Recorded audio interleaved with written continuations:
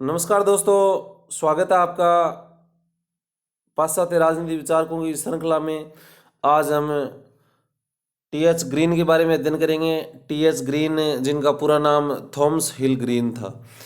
TH. Green England के प्रसिद्ध दार्शनिक थे। टी.एच. ग्रीन आदर्शवादी विचारक, उदारवादी, व्यक्तिवाद, सत्तावाद का इनमें सुंदर समन्वय दिखाई देता है। टी.एच. Green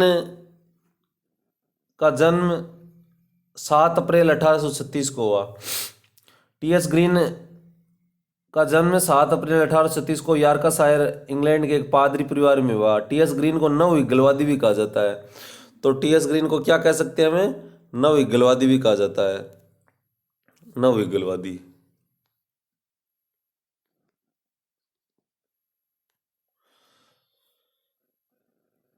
TH. ग्रीन मूल रूप से उदारवादी है, परंतु ग्रीन पर आदर्शवाद का प्रभाव भी है। टी.एच. ग्रीन को सबसे महत्वपूर्ण रचना उनकी जो lectures on the principle of political obligation 1880 में जो प्रकाशित 1883 में उनकी मृत्यु के बाद हुई। हालांकि इनकी एक अन्य रचना द प्रोलोगेमोना टू एथिक्स 1884 भी है। टी.एच. ग्रीन की अन्य पुस्तक lectures on England revolution and liberal legislation and freedom of contract 1861 भी है। अब देखते हैं टी.एच. ग्रीन के राजनीतिक विचार क्या थे। तो टी.एच. ग्रीन ऑक्सफोर्ड स्कूल के 3 मुख्य विचारकों में ग्रीन सबसे महत्वपूर्ण है। ऑक्सफोर्ड स्कूल के जो 3 मुख्य विचारक थे उनमें ग्रीन सबसे महत्वपूर्ण है। ग्रीन के पश्चात ब्रेडले और बोसांग के नामक प्रसिद्ध आदर्शवादी विचारक भी हुए हैं। ग्रीन ने उदारवाद का आदर्शवादी संशोधन किया। तो ग्रीन ने उदारवाद का आदर्शवादी संशोधन किया सेवाइन के अनुसार। अब सेवाइन ग्रीन के बारे में क्या कहते हैं? तो सेवाइन के अनुसार उदारवाद का आदर्शवाद में सबसे प्रभावी और सफल संशोधन टी.एच. ग्रीन ने किया। यानी उदारवाद का आदर्शवाद में संशोधन टी.एच. ग्रीन ने किया। ग्रीन ने उदारवाद को इंग्लैंड का सामाजिक दर्शन बना दिया। ग्रीन ने जो उदारवाद था उसको इंग्लैंड का सामाजिक दर्शन बना दिया। ग्रीन ने व्यक्ति को मूलतः सामाजिक माना और ग्रीन ने व्यक्ति को मूलतः सामाजिक माना है। ग्रीन ने व्यक्ति को सामाजिक माना है। ग्रीन के अनुसार व्यक्ति सामाजिक प्राणी है। ग्रीन कल्याणकारी राज्य के सिद्धांत के मुख्य प्रतिपादक हैं। तो ग्रीन एक आदर्शवादी विचारक हैं। ग्रीन ने व्यक्ति को सामाजिक प्राणी माना है। ग्रीन के अनुसार व्यक्ति कल्याणकारी राज्य के सिद्धांत का मुख्य प्रतिपादक हैं। ग्रीन ऑक्सफोर्ड स्कूल पर प्लेटो और अरस्तु का बहुत ज़्यादा प्रभाव माना जाता है। अब ग्रीन पर आदर्शवादियों का क्या प्रभाव है वो देखते हैं। तो ग्रीन कांट के विचारों से प्रभावित थे। कांट का क्या विचार था? कांट का विचार था व्यक्ति स्वयं में साध्य, व्यक्ति खुद ही स्वयं में क्या है, लक्ष्य है। तो कांट ने व्यक्ति की स्वतंत्रता को अत्यधिक महत्व दिया। कांट ने व्यक्ति की स्वतंत्रता को बहुत ज़्यादा महत्व दिया। कांट के अनुसार राज्य का निर्माण मनुष्यों के आपसी समझौते का परिणाम है। अगर राज्य का निर्माण किससे हुआ है? व्यक्तियों के आपस में समझौते से हुआ है। और ग्रीन के अनुसार व्यक्ति क्या स्वभाव नैतिक है, व्यक्ति का स्वभाव नैतिक है। मूल रूप से उन्होंने व्यक्ति को बढ़िया बताया है। अब राज्य के संबंध में ग्रीन के क्या विचार हैं? तो ग्रीन के अनुसार राज्य की प्रकृति आंगिक है, यानी राज्य की जो राज्य का नेचर है वो क्या है, ऑर्गेनिक है। और ग्रीन के अनुसार राज्य का कार्य मनुष्य के जीवन में आने वाली बाधाओं को बाधित करना है। यानी राज्य का मेन कार्य क्या है? जो मनुष्य के जीवन में जो बाधाएं आती हैं उन बाधाओं को दूर करना राज्य का कार्य है।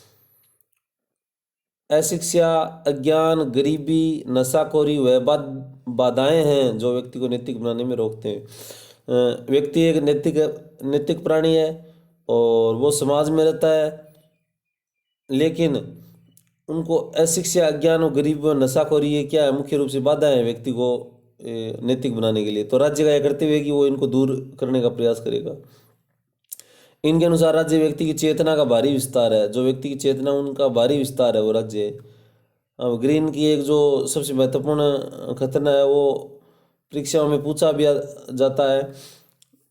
ग्रीन ने कहा कि शक्ति नहीं बल्कि इच्छा राज्य का आधार है। राज्य का आधार क्या है? शक्ति नहीं है, इच्छा है। व्यक्तियों की इच्छा है जिसी के कारण राज्य विद्यमान है, ये नहीं कि वो शक्ति के आधार पर आधारित है। तो ग्रीन ने क्या कहा? शक्ति नहीं बल्कि इच्छा राज्य का आधार है। उन्होंने राज्य को क्या बताया? एक आवश्यक बुराई के रूप में प्रतिपादित किया है। राज्य को एक आवश्यक बुराई के रूप में प्रतिपादित किया है उन्होंने।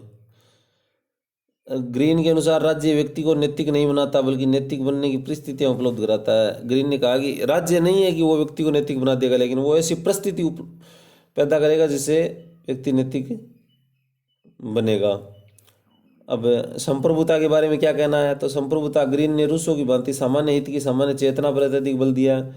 तो इन्होंने रूसो की भांति सामान्य हित की सामान्य चेतना पर अधिक बल दिया है।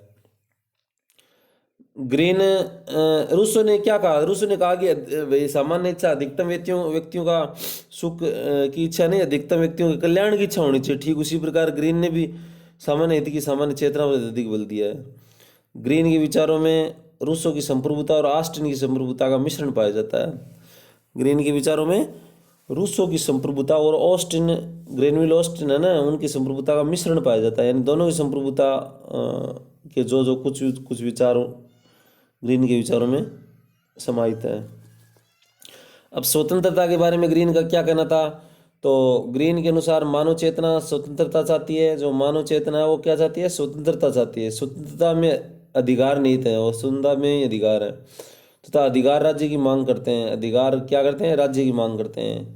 तो मानव चेतना स्वतंत्रता चाहती है, स्वतंत्रता में अधिकार निहित है, अधिकार राज्य की मांग करते हैं।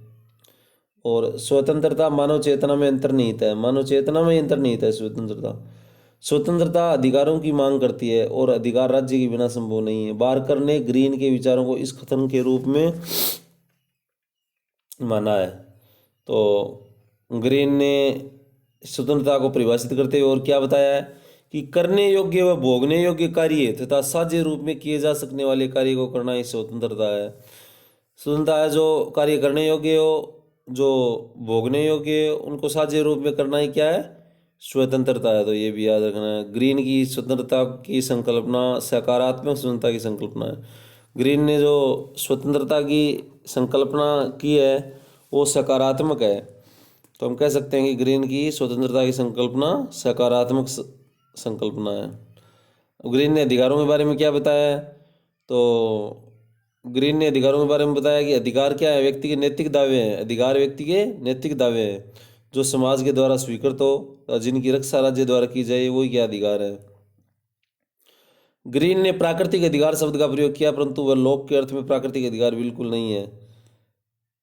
लोक ने तो ऐसा बताया कि भाई प्राकृतिक अधिकार व्यक्ति को जीवन जीने के आधार पर ही ऑटोमेटिक मिले हुए होते हैं, वो तो नेचर में ही निहित होते हैं। तो ऐसा इन्होंने नहीं माना। इन्होंने प्राकृतिक अधिकार माने, लेकिन उस रूप में नहीं माना जिस रूप में उन्होंने किसने, लोक ने माना था। उनके जो प्राकृतिक लोक के जो प्राकृतिक अधिकार थे उनमें उन्होंने थोड़ा चेंज किया है। अब ग्रीन और क्या कहता है कि अधिकार प्राकृतिक इसलिए हैं कि व्यक्ति के नैतिक विकास के लिए आवश्यक है, नहीं कि इसलिए प्राकृतिक हैं, वे राज्य स्थापना से पहले प्राकृतिक अवस्था में थे। भाई लोक ने तो कहा कि राज्य की स्थापना के पूर्व भी व्यक्ति के अधिकार तो थे ही, प्राकृतिक अधिकार थे, लेकिन इस रूप में उन्होंने नहीं माना। उन्होंने कहा कि वो नैतिक विकास के लिए आवश्यक है। तो ग्रीन ने राज्य के अधिकार व्यक्ति के विकास के लिए आवश्यक बताए। उन्होंने कहा कि अधिकार सुनिश्चित नहीं होते, अपितु मानव नैतिकता के विकास के साथ चेंज होते रहते हैं, परिवर्तित होते रहते हैं। अधिकार मानव नैतिकता के विकास के साथ साथ परिवर्तित होते रहते हैं। और क्या कहा है कि अधिकार वे सामाजिक परिस्थितियां हैं जो व्यक्ति को नैतिक बनाने में सहायक हैं। यानी ऐसी सामाजिक परिस्थितियां हैं जो व्यक्ति को नैतिक बनाती हैं अधिकार। तो व्यक्ति को नैतिक बनाने के लिए अधिकार आवश्यक है, ये बात मानी है TH ग्रीन ने। उन्होंने राज्य और समाज द्वारा प्राप्त होते हैं ऐसा कहा अधिकारों के बारे में। ये राज्य और समाज के विरुद्ध नहीं होते हैं, राज्य और समाज द्वारा प्राप्त होते हैं। अब अंतर्राष्ट्रीयवाद के संबंध में ग्रीन के क्या विचार थे, तो ग्रीन ने हिगल के राष्ट्रवादी विचारों को अस्वीकृत कर दिया। जो हिगल ने राष्ट्रवादी विचार दिए हैं उनको उन्होंने अस्वीकृत कर दिया। वेपर ने ग्रीन के बारे में क्या कहा, वेपर ने कहा कि ग्रीन ने उदारवाद को नैतिक और आदर्शवाद को सभ्य बनाया है। वेपर ने कहा है कि ग्रीन ने उदारवाद को नैतिक बनाया और आदर्शवाद को सभ्य बनाया। उदारवाद को नैतिक और आदर्शवाद को सभ्य, उदारवाद को नैतिक और आदर्शवाद को सभ्य बनाया है। और क्या कहना है ग्रीन का कि अंतर्राष्ट्रीय राजनीति में युद्ध मानवीय नैतिकता में कमी का परिणाम है। मानवीय नैतिकता में कमी आएगी तब अंतर्राष्ट्रीय युद्ध होंगे, और युद्ध अपूर्ण है, युद्ध को उन्होंने नकारा है, युद्धों का खंडन किया है। जब व्यक्ति अनैतिक होता जाएगा तब राष्ट्रीय अंतर्राष्ट्रीय युद्ध बढ़ेंगे। और क्या कहा ग्रीन ने कहा कि मानवीय नैतिकता में पूर्ण विकास के पश्चात युद्ध स्वाभाविक रूप में समाप्त हो जाएंगे। जब मानव समाज में रह के, राज्य में रह के धीरे धीरे नैतिक बनेगा, मानव जब धीरे धीरे नैतिक बनेगा तो अंतर्राष्ट्रीय युद्ध हैं वो एकदम से समाप्त हो जाएंगे, नहीं होंगे। तो इस प्रकार ग्रीन के ये अधिकार संबंधी, अंतर्राष्ट्रीयवाद संबंधी, राज्य संबंधी, संप्रभुता संबंधी, स्वतंत्रता संबंधी ये मुख्य रूप से विचार थे। टी.एच. ग्रीन की 2-3 बुक्स हैं। कोई बड़ा तो टी.एच. ग्रीन के बारे में ज़्यादा जानकारी नहीं है, 2-3 बुक्स हैं, उनको याद रखना है। टी.एच. ग्रीन ने lectures on the principle of political obligation जो 1883 में प्रकाशित हुई ये लिखी। और एक और अन्य रचना lectures on English revolution and liberal legislation and freedom of contract 1861, ये याद रखना है। टी.एच. ग्रीन ने शक्ति नहीं बल्कि इच्छा रखो राज्य का आधार बताया है। टी.एच. ग्रीन ने व्यक्ति को नैतिक माना है। टी.एच. ग्रीन कांट के विचारों से प्रभावित थे। टी.एच. ग्रीन ने अंतर्राष्ट्रीयवाद के संबंध में क्या कहा है कि जब व्यक्ति नैतिक हो जाएगा तो अंतर्राष्ट्रीय युद्ध हैं वो खत्म हो जाएंगे।